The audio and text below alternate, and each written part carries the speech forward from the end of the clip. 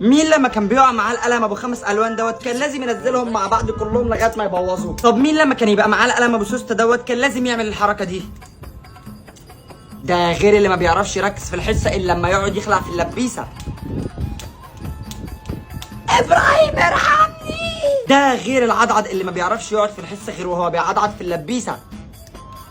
طب مين المفتري اللي كان لما يبقى معاه قلم رصاص مبري ويلاقي استيكه كان بيخرقها؟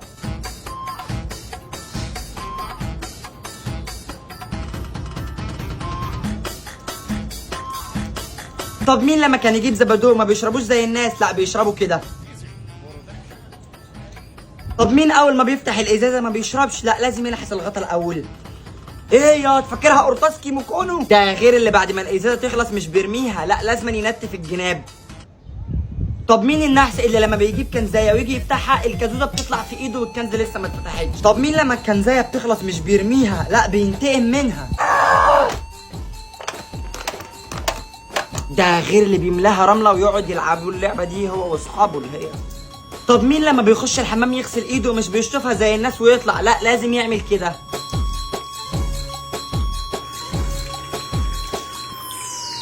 طب مين لما بيجي نازل على السلم ما بينزلش زي الناس، لا بينزل كده؟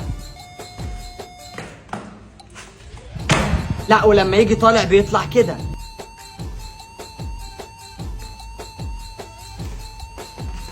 ده غير القرد اللي بيسيب السلم اصلا ويتزحلق في الدرابزين. طب مين لما يبقى معاه مفتاح البتاع بتفضل تاكله لغايه ما يقعد يعمل كده؟ طب مين المشابك عندهم في البيت مش عشان ينشروا بيها الهدوم، لا عشان يعملوا بيها كده؟ ده غير اللي بيلبس المشبك في مناخيره وفي ودانه.